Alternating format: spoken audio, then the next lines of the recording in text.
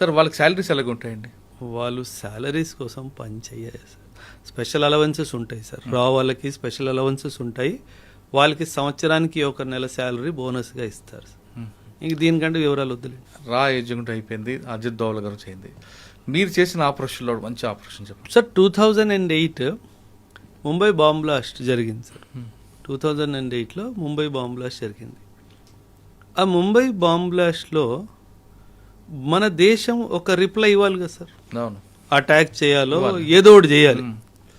అప్పుడు మాకు ఆర్డర్స్ ఏమొచ్చాయంటే sir, you deploy in the borders అన్నట్టుగా కొన్ని సర్వలెన్స్ ఎక్విప్మెంట్స్ని పెట్టండి అన్నట్టుగా కొన్ని ఆదేశాలు మాకు వచ్చాయి సార్. అంటే 2008 వరకు నేను నార్మల్ యూనిట్లో ఉన్నాను, పీ స్టేషన్లో ఉన్నాను. అకస్మాత్తుగా బార్డర్కి వెళ్ళాలి, అకస్మాత్తుగా యుద్ధం అయ్యే అవకాశం ఉంది. చూడండి ఎలా పల్స్ మారిపోతుంది, మైండ్లో పల్స్ ఎలా మారిపోతుంది సార్.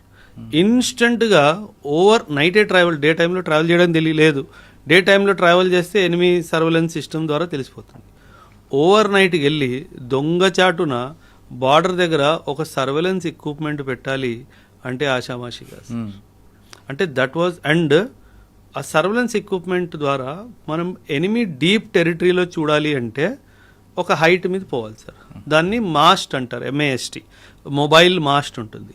30 మీటర్స్ హైట్ మీద మొబైల్ మాస్ట్ మీద ఆ సర్వేలెన్స్ ఎక్విప్మెంట్ పెట్టి ఎనిమీ లోపలికి డీప్గా 12 కిలోమీటర్ లోపలికి చూడాలి అని మాకు ఆదేశం. ఇమాజిన్, నువ్వు 30 మీటర్స్ హైట్లో కూర్చొని ఉన్నావు, చిన్న తప్పు నీ లొకేషన్ వాడికి దొరికితే ఇంకేది మిగలదు. వాడికి తెలుసు 2008-26 ముంబై బ్లాస్ట్ జరిగింది, అటాక్స్ జరిగాయి, భారత్ ఏదో ఒకటి చేస్తుందని చెప్పి వాడు కూడా కాపు కాసుకొని కూర్చుంటాడు కదా సార్. ఒక చిన్న మూమెంట్ తప్పు నువ్వు ఎక్కుతున్న సౌండ్ వల్ల వాడికి తెలిసినా, నువ్వు ఎక్విప్మెంట్ సెటప్ చేస్తున్న సౌండ్ వల్ల వాడికి తెలిసినా, నువ్వు అబ్జర్వ్ చేస్తున్నావు అన్న రేడియో ఫ్రీక్వెన్సీ సిగ్నల్స్తో కూడా వాడికి తెలిసినా, నీ communication silence, though communication was completely silence, radio set open చేయడానికి వీల్లేదని చెప్పేశాడు సార్. అబ్జర్వేషన్ ఇవ్వాలి, అబ్జర్వేషన్ చేసి కింద కమాండ్ పోస్ట్కి ఇవ్వాలి, ఏం చేయాలో మీతో సంబంధం లేదు.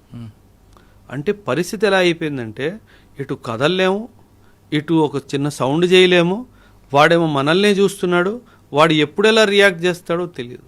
అంటే ఫస్ట్ టైం ఆ పోస్ట్ ఎక్కడది? రాజస్థాన్ బార్డర్. ఫస్ట్ టైం లైఫ్లో సార్ భయం అంటే ఏంటో అర్థమైంది సార్. ఆ రోజు రాత్రి అమ్మ ఇంత భయంకరంగా ఉంటుందా ఎక్స్పీరియన్స్.